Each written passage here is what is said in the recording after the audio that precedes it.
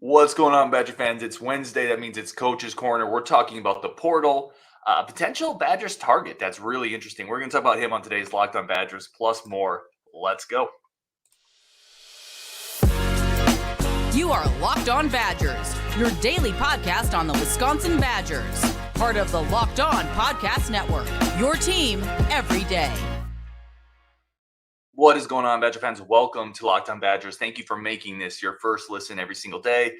Thank you so much for just being here. I'm Ryan Harris, your host, and we got a bunch to talk about. It is Wednesday. We got Coach's Corner. We got Coach Anderson, the Dairy Raid, jumping in back in his hometown. What is your hometown name? Slayeson. How big is that? About 35,000 people. Okay, nice. Decent sized town. Very though my Wisconsin hometown Baraboo of 12,000 people feels the same size. Okay, nice. So nice. If anything, that just shows how differences. Well, we got stuff to talk about, Coach. We got transfer portal news. I want to get into this. We also have the comments section open for the first time on Coach's Corner, so we'll get into a bunch of your comments. If you guys have any questions with specifically portal related, but anything you want to throw at Coach Anderson, do it in the chat. I want to start here. There is a target that has emerged at quarterback in the portal. Dequan Finn, Toledo, MAC quarterback. Really good career coming in. He will have 1 year left. He was a junior last year. He has been – Wisconsin's contacted him. He's followed Coach Fickell. He's followed Coach Longo. There's definitely some smoke there. I want to start with the fit and the player. Thoughts on Dequan Finn? I think he is that – what I like about him – is he is different than the guys we already have on the roster and that are coming in. And if he comes in, he has a specific role and a specific place that Phil Longo has in mind for him. He brings that mobility that Braden Locke doesn't have. He has maybe a little bit, he has the moxie, the experience that Nick Evers doesn't have, and he could be a good bridge between where we were at Tanner Mordecai and where we are going in the future, or a guy who's going to push the younger guys to do better. And if Braden Locke or if Nick Evers comes out and emerges to be the starter, you have a change of pace, wildcat, secondary guy. So he's not going to be a guy who's going to burn a hole in the roster, whether he starts or not. I thought it's tough because when you look back at the film, and I need to watch more of them. I haven't been able to watch a ton, but some really nice clips against Ohio State last year. If you go back to that game, had him 28-14 at one point with a touchdown pass, a running play, ran for 70 yards, ended up with 2 touchdown passes and 1 pick. But aside from that, there's really no other upper level competition. And I know that's going to be a question from people who say you took Tanner Mordecai last year. This is another player that's going to maybe struggle to the Big Ten level. Sure. And that's potentially possible. And it's the same thing with anybody going up a level. But he was the MAC offensive player of the year. He considered the best player at his level in his conference. That's a start. And what we have to kind of start seeing is the transfer portal is an extension of high school. Like we don't discount players coming in as freshmen in high school because, they only played at a 3A school in Wisconsin instead of playing at a 6A school in Texas. You play where you play. And sometimes players end up at the level that they're at because they go under the radar or they weren't quite developed where they should be. He has shown that he has the potential to be a Power 5 quarterback. Potential. He has a skill set that coaches want. And I'm not worried about, what he hasn't shown on film. I'm excited at the potential of what he brings to the offense. And just a little recap, I should have started with this. 2-time MAC all-conference selection this season, as you mentioned, offensive MVP, 2,600 yards passing this year with 22 touchdowns and an additional 400 rushing yards and 7 touchdowns. He's a true versatile dual threat guy. Pretty electric with his feet. When you watch the film, I sent a message to Justin. He looks like a 4.45 guy. Like he looks like a legitimate speed guy at that position. it's a different kind of speed. I mean, you look at Tanner Mordecai, he's mobile, he moves around, but when you watch this kid run, he has just got an extra gear, and he complemented Penny Boone, running back who emerged at Toledo this year, Maryland transfer, who had 1,400 yards and 15 touchdowns. When you have an offense like that, to have a quarterback who can complement it is important. And then that's the way they used him in the offense. They ran a different offense than we do. His passing numbers were lower because they ran kind of that Gus Malzahn spread wing T-ish kind of offense, and he fit with what they were doing. And he threw at a pretty good percentage, so I'll take that. Logan Thorpe says, I'll be on, and this is similar to what we just said, I'll be honest, the SMU jump was tough for Mordecai, and now you have a Toledo quarterback playing against Bama, Oregon, Iowa, USC, Penn State DBs. I would just point out that's going to be hard for Braden Locke too, or it's going to be hard for Nick Evers or Cole LaCrue or whoever you come in here. Like, those are really good teams that, like, he could come in and struggle, and it's not because he's not experienced enough at this level. It's because those are really good defenses. Yeah, and like I said, he's coming in with 4 years of collegiate experience. He knows how to lead a quarterback room. He knows how to prepare for games. He's not coming in off the street, and it could click. And for every Tanner Mordecai who might have struggled, there could be a Cam Ward. Incarnate Word comes in and lights up Washington State, and now he's going to get paid millions of dollars to go play for USC or to go play for Ohio State or whatever. Vernon Adams. Don't crush my Cam Ward pipe dream. We'll probably get to that later. But, Vernon Adams, who went from Eastern Washington, went to Oregon, and, it happens. And, yes, what we thought Tanner Mordecai was going to be didn't happen. But I still think it's worth the effort, because this is different than bringing in somebody like Tanner Mordecai, or bringing in somebody like, Will Howard or Dylan Gabriel, one of these guys, these high level guys that if they fail, that's bad.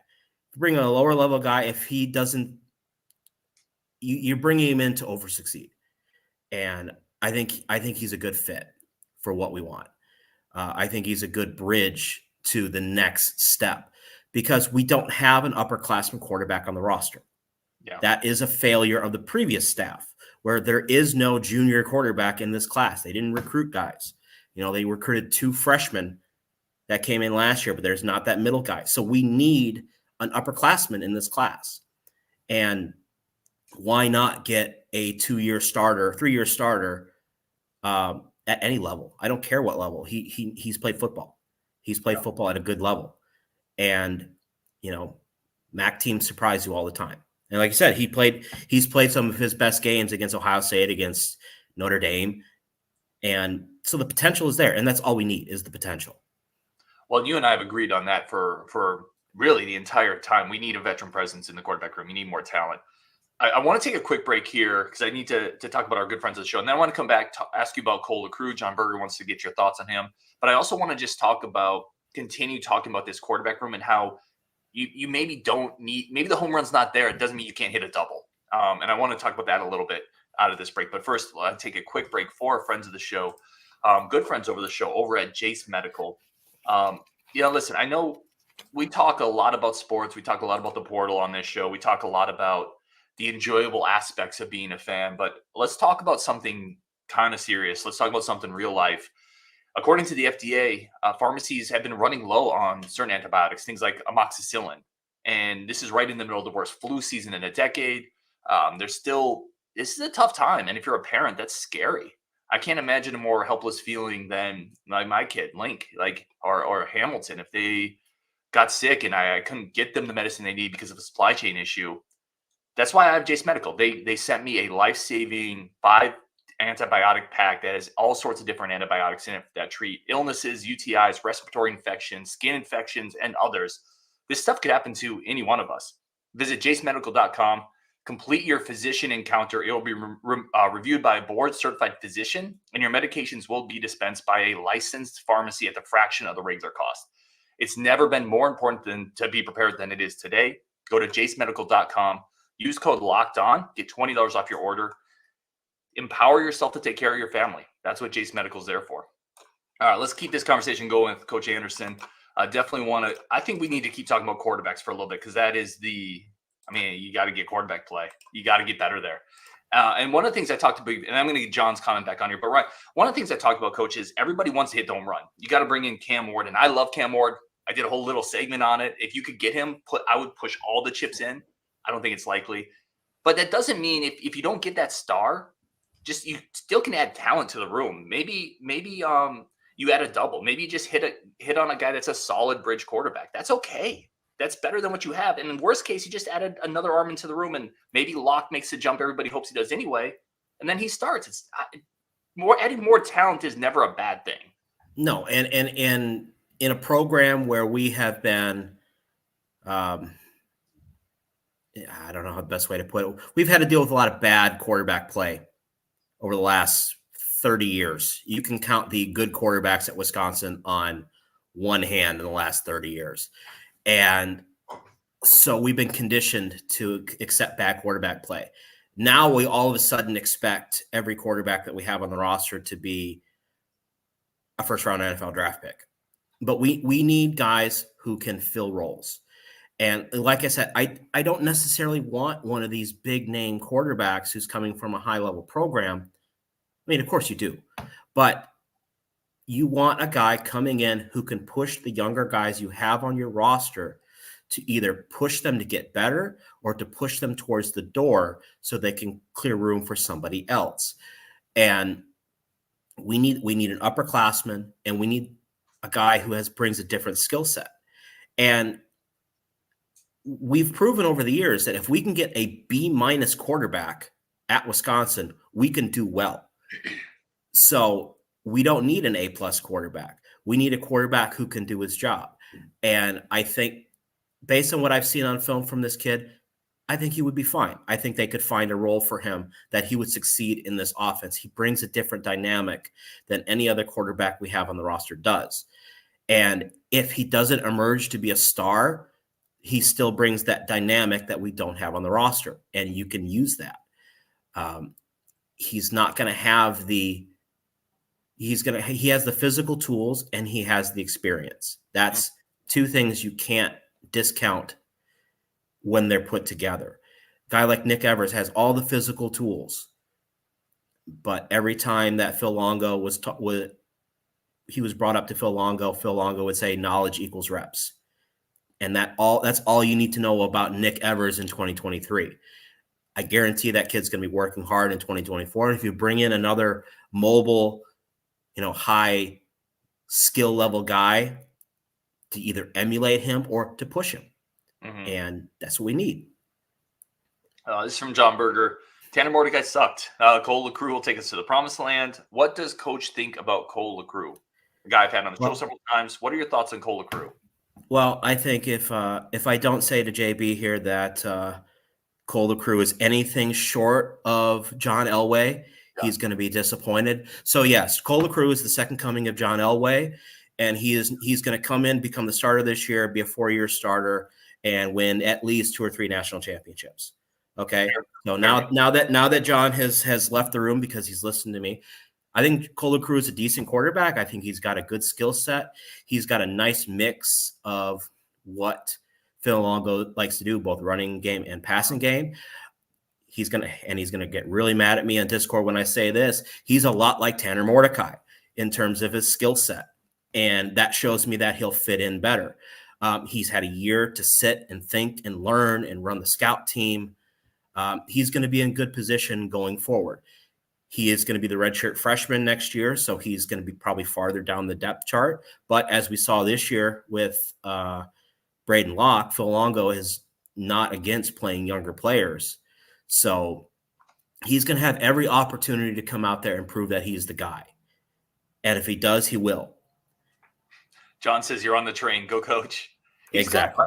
I've talked about LaCrue as well. And from a mental a confidence standpoint, he has every intangible you want from a quarterback. Yeah. He won a title on a bad team in high school. He is incredibly confident. I love talking to him. but he's going to have to battle. Like, he's going to have to battle, and that's what it is. Well, and he's different than, again, a lot of QB prospects we brought in the past that were brought in specifically to hold clipboards and run the scout team.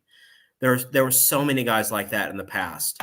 A lot of in-state guys ended up being that guy. He was brought in to compete for a starting job, whether it's next year or 3 years down the road. He was brought in because he had the skills to be a Division I quarterback, and they showed that both staffs wanted him. Mm-hmm. You know, if Paul Chris' staff wanted him and Phil Longo's staff wanted him, that shows you something. Mm-hmm. That two polar opposite offenses want the same guy, so that he has the right intangibles. You know, he's a little undersized. He's coming off an injury, so that's what this year was for. He was to get healthy, to gain the mental strength, and now he's running the scout team. You know, he's going to be in there in the mix next year to definitely move up the depth chart. Dylan Ward asks, again, going back to Dequan Finn, haven't seen much of this guy. Is he an air raid type? Does he feel like a Phil Longo type of quarterback? I think so, because this is the beauty of the air raid. There is no air raid guy. And because Cam Ward is an air raid guy, as Trevor Lawrence was an air raid type guy, as Cliff Kingsbury was a air raid guy, as Patrick Mahomes was an air raid guy. Looking at the throws that he was asked to make at Toledo, he makes all the throws that we want to see. You know, they ran a lot of mesh with him. They ran stick, they ran verts, they ran RPOs, they ran play action. He can make all the throws that Phil Longo needs in a quarterback. And then he brings that dynamic that is actually more anti-air raid, and that's the run game. Quarterbacks in the air raid used to be guys who just stood in the pocket and threw the ball 70 times. That started to change only in the last couple of years, really, when Mike Leach went to Mississippi State, that he finally realized that the running game is important and a quarterback running game is important. And Phil Longo took stuff that he's learned from guys like Joe Moorhead and Yursich, who used to be at Oklahoma State and recently fired at Penn State, bringing in the RPO game and the power run game into the air raid.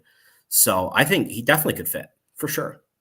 We're going to take one more quick break, come back, and we're going to talk move away a little bit from quarterback and talk about the parts on the team that we think internally can get better next year that aren't going to need an infusion of transfer portal talent. We're talking about that next, plus a bunch of your comments, including this one from Kenneth that says Wisconsin is like at hometown big fish, small pond guy. The glory days are over. Now he's just an alcoholic that relives his glory days in his mind. Is Wisconsin a washed up alcoholic program? We're going to talk about that next on Locked On Badgers as well. Yeah, but first, a quick break from our friends of the show over at FanDuel. FanDuel remains my number one source for all of my sports betting needs. They have futures, spreads, parlays, everything you could possibly want. It's all there on FanDuel. The app is easy to use. There's, again, every type of sport, every type of betting option. It's fast, simple. Payouts are incredibly easy. When you make that money, you get that money. And then if you're me, you spend that money. It's just kind of how it is in my plan, unfortunately. And it's a great time right now. If you go to FanDuel.com/LockedOnCollege and you're a new customer, you get $150 in bonus bets with any winning $5 moneyline bet.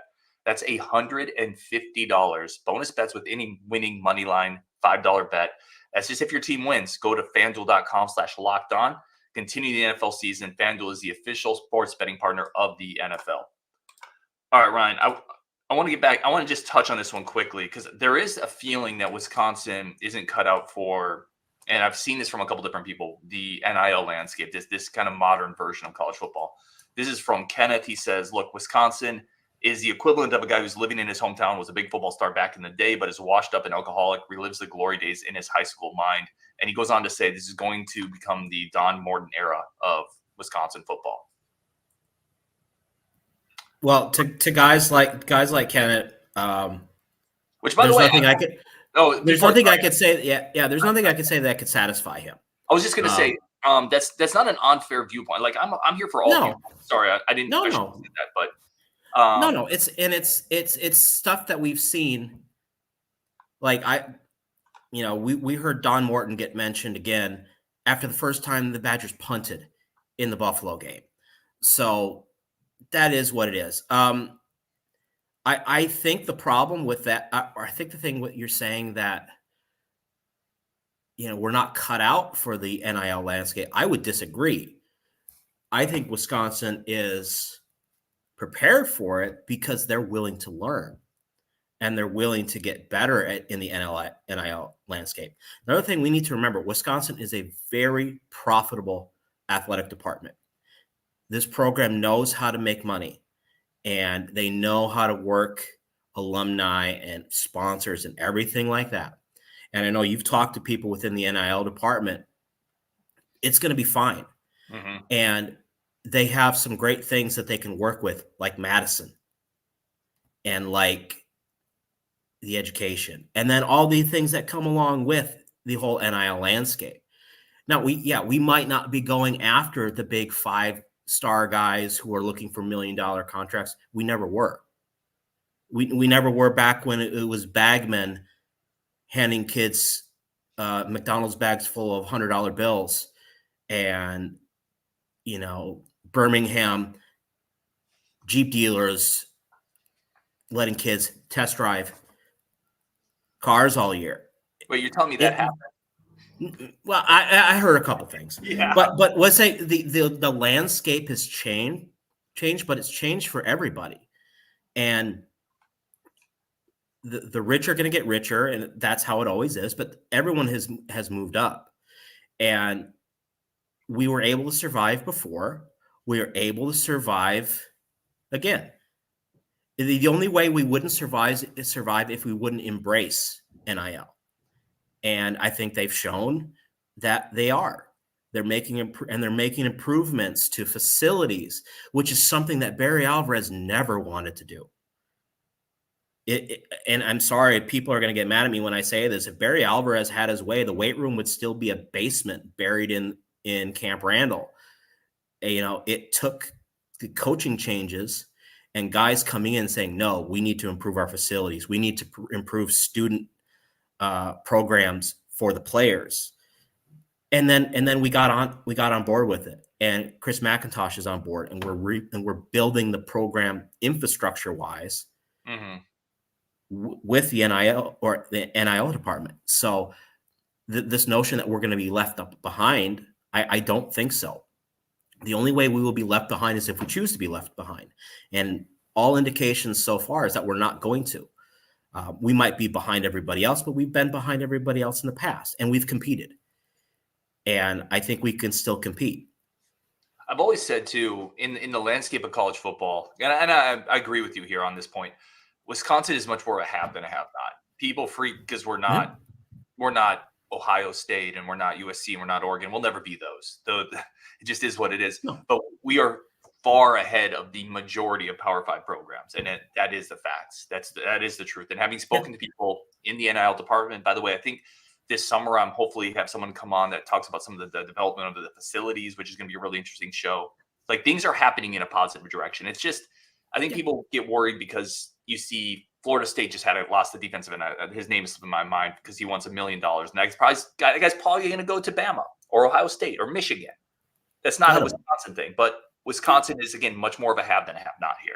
We've always prided ourselves on our ability to find players and develop them. So if we're not going to be able to go after these multi-million-dollar 5-stars, that's fine. We'll get the kids from Tufts, and we'll get the kids from Penn, and we'll get the kids, these guys who fell under the radar, and we'll develop them. And we'll use that Wisconsin mindset that we've had for years. If you come to Wisconsin, we could develop you into an NFL player, no matter where you came from. We've never had success with the big name guys. Mm-hmm. I mean, name the last 5-star guy who succeeded at Wisconsin.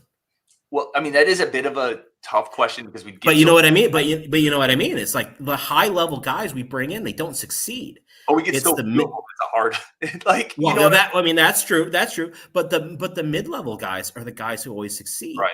It's the guys who are at the high ends of our classes are usually the ones who underachieve. That is a fair point. It's the guys who come in lower. I mean, Jonathan Taylor was not this super high recruited guy. We stole him from Rutgers, and he might have gone to Harvard. It's not like we won a recruiting battle with Ohio State to get him. It's how it should be, and we can develop those guys too in this landscape. I would say we saved him from Rutgers. We saved him from football obscurity, and he saved us. He saved our offense from 3 years of offensive obscurity. I want to shift this to here. One of the things I want to talk about, and then I do have some comments I want to get into. Donnie Heiss says, any update on Slackman? I don't think we're going to get him, is my gut. He's going, I know he's taking some SEC visits, Florida among them. It's a defensive line prospect, transfer portal guy they're in on. I don't think we end up with him, unfortunately. Coach, I want to talk about a couple. What are some positions on the team you feel good about the internal development going into next year? Like we talked about portal needs all over the map. They need guys here, there. But internally, what spots do you feel pretty good about improving going into next season? Offensive side of the ball, I'd say first offensive line. I think more time in the system, more time learning what's now being asked for them to do is going to help.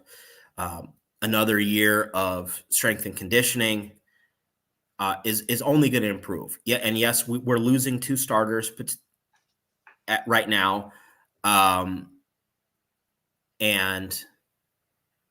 but we have a lot of young talent coming up. We have a 5-headed monster recruiting class coming in, and I think that's a good place we can go forward. Defensively, I'm really hoping it's inside linebacker. Yeah. Probably more because you get these guys again, what they were asked to do in the past and what they're asked to be doing now. What they're asked to be doing now is what the majority of Division I linebackers have to do.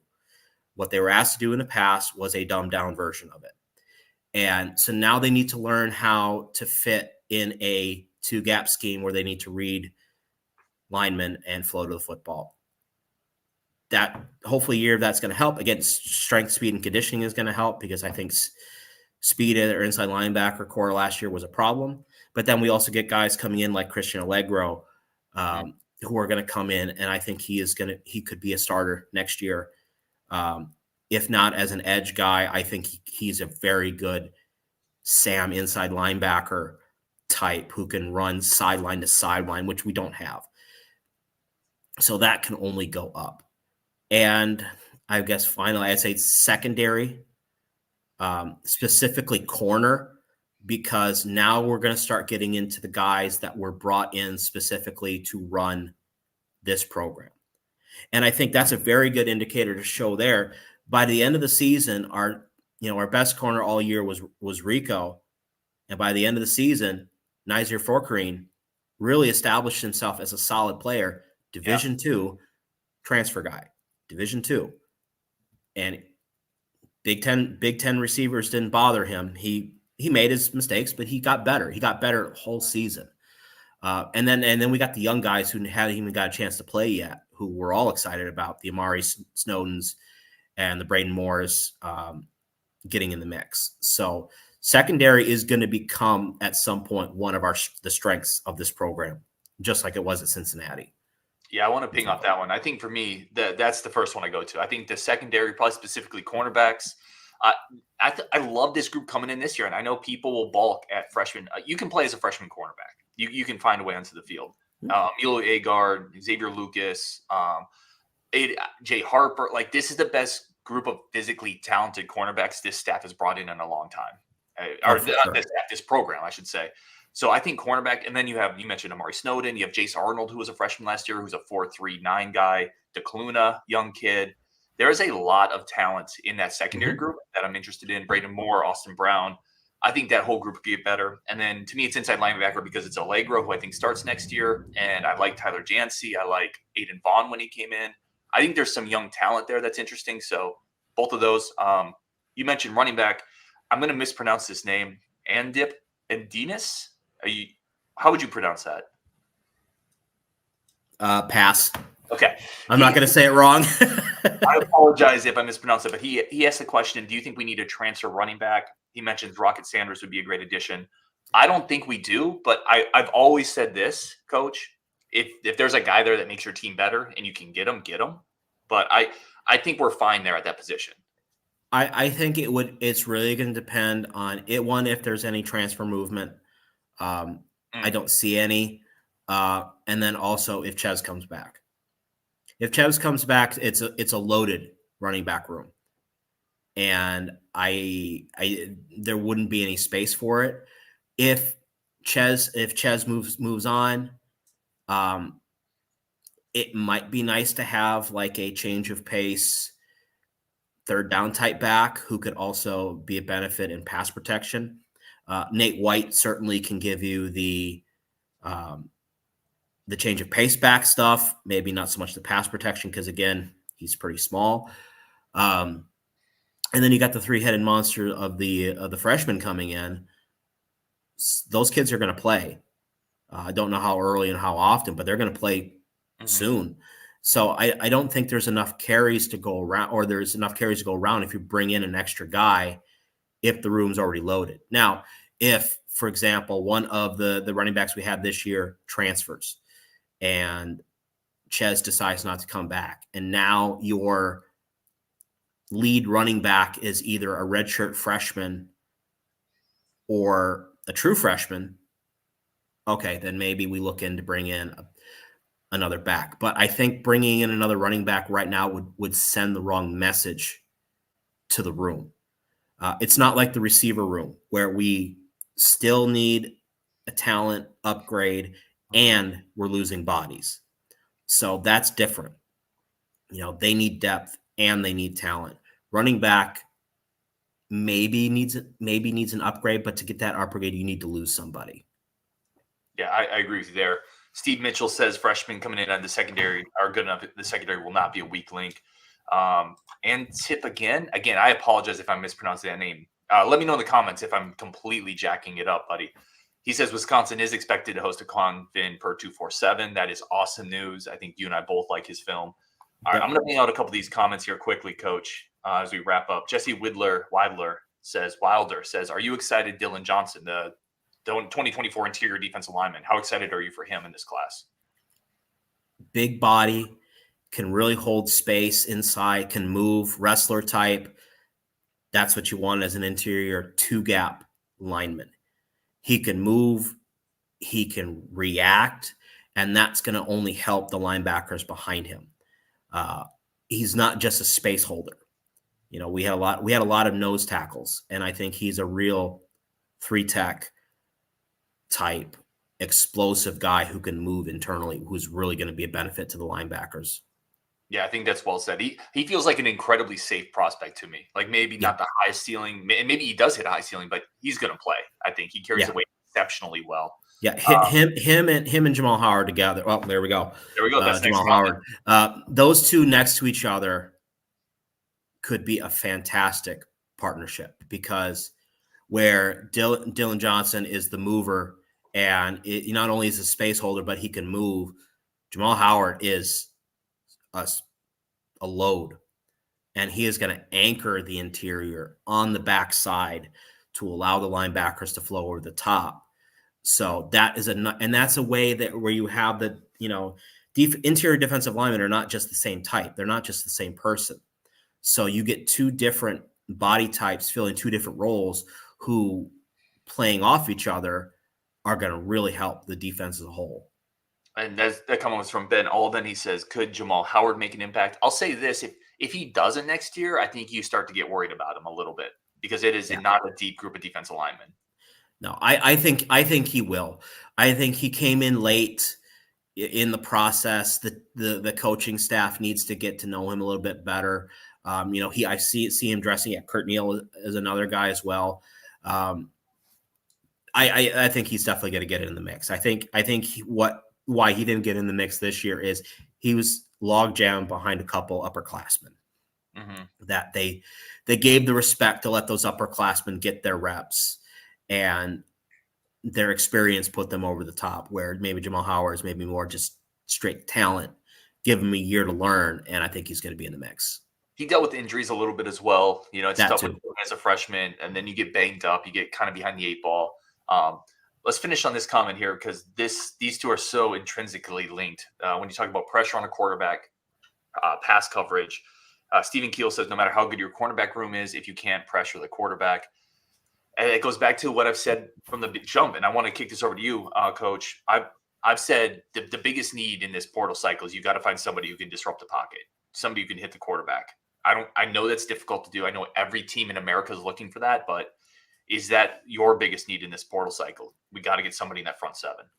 I would, yeah, defensively, I was for sure, because this roster is missing both true 5-tech defensive ends who can play the edge guy in a 3-3. The big body who can come off the edge. We don't have any of that. We have big bodies who can play interior, and that's about it. And outside linebacker, we don't really have pass rushers. We have good on the ball 3-4 strong inside linebacker type or outside linebacker types, but we don't have pass rushers. I think we're getting some in this recruiting cycle. I think we're going to definitely be going after some pass rushing edge defensive ends in this transfer cycle, and I think they're going to be looking to add some just more speed overall, because a lot of the pressure in this style defense needs to come from the linebackers, needs to come from the safeties. You saw that they were starting to add more defensive back blitzes towards the end of the season, starting to move guys around. When you get guys like Christian Allegro who can move, and then a lot of these incoming freshmen are going to really help with that pass rush from the second level. Then you just need to get that big body who can hold the edge on the strong side, but then can get around the corner and get in the pass protection or the pass rush with the linebackers behind him. So definitely, I know I've seen the Texas A&M kid has been somebody that we've been looking at. Slackman was another one. I don't think we're going to get him, but there's a role guy out there, a 5-tech, that's 6'4", 250 type guy who can get off the edge that I think we can find. Yeah, you got to do it. You got to find a way. It is what it is. You can't have another year where it's this hard to manufacture pressure. Yeah, and that's what they had to do. I mean, and unfortunately, we just don't have the bodies to do that this year. All right, he is Coach Anderson over at the Dairy Raid. Go follow him. Go check out his YouTube channel. Go subscribe to that. He puts out great content. Just recently put out some of his Minnesota content. Coach, thank you as always for jumping in. When Coach's Corner on Wednesday is one of my favorite shows every week. We get a ton of great feedback, and that's a reflection of you. So for everybody tuning in, thank you so much. A bunch more portal content coming up for sure on Wisconsin.